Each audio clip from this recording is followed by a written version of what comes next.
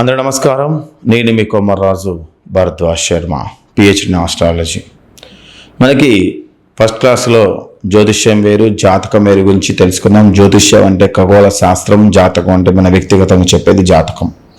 కాబట్టి ఈ next class ఏంటంటే మనం ఇప్పుడు తెలుసుకునే క్లాస్ ఏంటంటే గ్రహాలన్నీ కూడా మనకి పశ్చిమ నుంచి తూర్పు తిరుగుతాయి, కానీ శుక్రుడు యురేనస్ తూర్పు నుంచి పశ్చిమానికి మనకి తిరుగుతూ ఉంటాయి. దీనిలో మనకి అంతర్గ్రహాలు ఉన్నాయి. అంతర్గ్రహాలు అంటే బుధుడు, శుక్రుడు, భూమి, కుజుడు, ఈ మూడు కూడా మనకి అంతర్గ్రహాలు.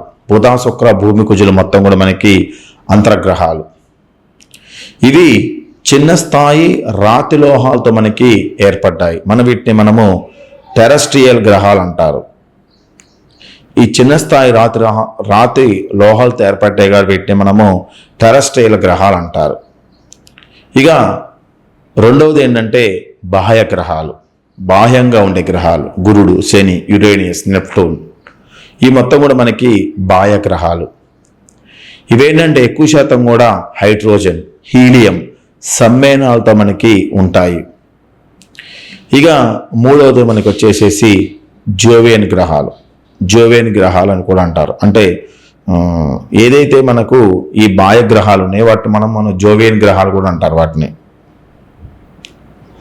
కాబట్టి మనకి ఏంటంటే అంతర్గ్రహాలు ఏంటి? భూమి, శుక్రుడు, అంతర్గ్రహాలు భూమి, బుధుడు, శుక్రుడు, కుజుడు, ఇవన్నీ కూడా మనకి అంతర్గ్రహాలు, రాతి లోహాలతో ఏర్పడ్డాయి.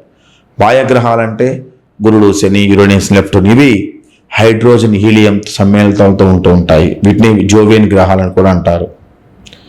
ఇక మనకి సౌర కుటుంబంలో ప్రస్తుతం మనకి 8 గ్రహాలు ఉంటాయి. వాటిని మనము నిమ్న గ్రహాలు అంటారు. నిమ్న గ్రహాలు అంటే బుధుడు, శుక్రుడు, భూమి, వీటిని నిమ్న గ్రహాలు అంటారు. ఉన్నత గ్రహాలు అంటే కుజుడు, గురుడు, శని, యురేనస్, నెప్టూన్, వీటిని ఉన్నత గ్రహాలుగా చెప్పబడుతూ ఉంటుంది. ఏదైతే ఈ యొక్క జోవియన్ గ్రహాలు కానీ, నిమ్న గ్రహాలు కానీ, ఈ యొక్క ఉన్నత గ్రహాలు కానీ, ఇవన్నీ కూడా మనకి వాటి గురించి వివరంగా తెలుసుకోవాలి. ఫస్ట్ మనము సూర్యుడి గురించి తెలుసుకుందాం.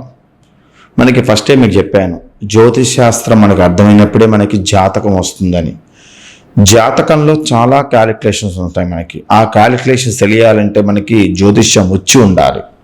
అంటే ఖగోళ శాస్త్రం గురించి పూర్తిగా మనకి తెలిసి ఉండాలి. ఇక మనం ఇప్పుడు సూర్యుడి గురించి తెలుసుకుందాం. సూర్యుడు ఖగోళ శాస్త్రంలో అనేక నక్షత్రాలు ఒక నక్షత్రం సూర్యుడు. సూర్యుడు హైడ్రోజన్, హీలియంతో కూడిన ఒక పెద్ద వాయుగోళం. వాయువు అంటే గాలి. సూర్యుడికి గురుత్వాకర్షణ శక్తి కారణంగా సౌర కుటుంబంలోని భూమి, అంగారకుడు మొదలైన గ్రహాలు సూర్యుడి చుట్టూ నిర్దిష్ట కక్షల్లో మనకి తిరుగుతున్నాయి. భూమి భ్రమణం వల్లనే సూర్యోదయ, సూర్య అస్తమయాలు మొత్తం కూడా మనకి వస్తూ ఉన్నాయి.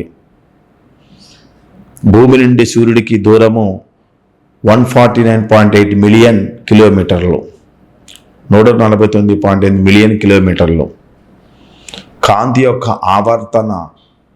ఆవరణ యొక్క ఉష్ణోగ్రత 6000 సెంటీగ్రేడ్ డిగ్రీలుగా ఉంటూ ఉంటుంది. అంటే మనకి 50 డిగ్రీలు ఎండ వస్తేనే మనం చాలా ఇబ్బంది పడుతూ ఉన్నాం. అలాంటిది మనకి 6000 సెంటీగ్రేడ్ డిగ్రీల ఉష్ణోగ్రతని సూర్యుడు మనకి ఉత్పత్తి చేస్తుంటారు. సూర్యుడి యొక్క వ్యాసం మొత్తం కూడా మనకి 1,39,980 కిలోమీటర్లుగా దీని యొక్క వ్యాసం ఉంటూ ఉంటుంది. సూర్యుడి యొక్క వయసు సుమారు 5 బిలియన్ సంవత్సరాలుగా చెప్పబడుతుంటుంది. సూర్యకిరణాలు భూమికి చేరడానికి పట్టే కాలము 8 నిమిషాలు. సూర్యుడి యొక్క ఉపరితలం నుంచి వచ్చే ఉద్భుతమైనటువంటి అయస్కాంత తరంగాలు మేఘానికి శాస్త్రవేత్తలు పెట్టిన పేరేంటంటే సౌర తుఫాన్. అయస్కాంత తరాల నుంచి వచ్చే ఉద్ధృతమైన మేఘాలకి వాళ్ళు సౌర తుఫాన్ అంటారు. అందుకే దాన్ని వాయుగోళం అంటారు. సూర్యుడి యొక్క భ్రమణ కాలం భూమధ్య రేఖ వద్ద సుమారు 26.5 రోజులు పడుతూ ఉంటుంది. సూర్యుడి యొక్క భ్రమణకాలం భూమధ్య రేఖ వద్ద సుమారు 26.5 రోజులు పడుతూ ఉంటుంది. సన్ స్పాట్ జోన్ వద్ద అంటే 16 డిగ్రీల ఉత్తరం వద్ద సుమారు 27.3 రోజులు పడుతూ ఉంటుంది. ధ్రువం వద్ద సుమారు 31 రోజులు పడుతుంది. అందుకని మనకి నెలలో మొత్తం కూడా 31 రోజులు ఏర్పాటు చేయడం జరిగింది. దేన్ని బేస్ చేసుకొని అంటే స్పాట్ జోన్, ధ్రువాన్ని బేస్ చేసుకొని, భ్రమణ కాలాన్ని బేస్ చేసుకొని మనకి 31 రోజులు ఏర్పాటు చేశారు. అక్కడ సూర్యుడు మనకి పడమర ఉదయిస్తాడు. సూర్యుడు మనకి పడమర ఉదయిస్తాడు. కానీ మనం ఏం చేస్తున్నాం, మనకి తూర్పును ఉదయించడగా మనకి కనిపిస్తూ ఉంటుంది. సూర్యుడు పాలపుంత, మిల్క్వే కేంద్రం చుట్టూ తిరుగుతూ ఉంటాడు.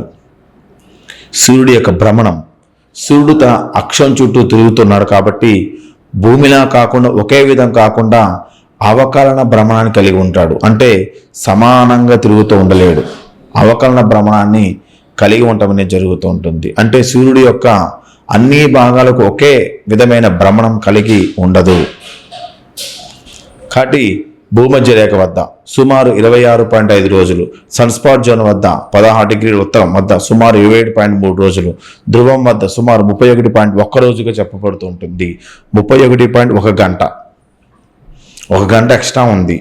అందుకని ఈ గంట ఎక్స్ట్రా ఉంది చూసారా, ఇవి మనకి ఎక్కడ ఉపయోగపడతాయి అంటే మనకి తర్వాత కాలం వచ్చేటప్పుడు మనకి ఏం చెప్తామంటే మనము అధిక నెలలు, అధిక ఆషాఢం, అధిక శ్రావణం, నిజ శ్రావణం ఈ విధంగా వస్తూ ఉంటాయి. ఈ యొక్క గంటను బేస్ చేసుకొని ఆ విధంగా ఏర్పడుతున్నాయి. దాని విషయం గురించి మనం తర్వాత తెలుసుకుందాం. అందుకని ఇదంతా కూడా మనకి ఖగోళ శాస్త్రం, జ్యోతిష్యం మీద ఆధారపడి మనకి జాతకం ఏర్పడింది. కాబట్టి వీటి గురించి మనము వివరంగా తెలుసుకోవడం జరిగింది. ఇక సూర్యుడి గురించి మనము వివరంగా తెలుసుకున్నాం. ఇక చంద్రుడి గురించి వివరంగా మనము నెక్స్ట్ క్లాస్లో వివరంగా తెలుసుకుందాం. అన్ని గ్రహాల గురించి వివరంగా తెలుసుకున్నప్పుడే మనకి జ్యోతిష్ శాస్త్రం మనకి కొద్దిగా అర్థమై జాతకంలోకి మనకి వెళ్ళడానికి అవకాశం ఉంటుంది. కాబట్టి ఖగోళ శాస్త్రంలో చంద్రుడి గురించి వివరంగా తదుపరి క్లాస్లో వివరంగా తెలియజేస్తాం. అందరూ వీడియో లైక్ చేయండి, షేర్ చేయండి, మీ కామెంట్ తెలియజేయండి. మీరు ఒకసారి మళ్ళీ క్రోమ్లోకి వెళ్ళి, గూగుల్ క్రోమ్లోకి వెళ్ళి ఈ యొక్క సూర్యుడి గురించి ఇంకా సబ్జెక్ట్ ఉంటూ ఉంటుంది, దాని గురించి వివరంగా తెలుసుకొని దాన్ని వివరంగా రాసుకోండి. అది మీకు తర్వాత కాలంలో ఉపయోగపడే అవకాశం కనిపిస్తుంటుంది. మీ భరద్వాజ్ శర్మ.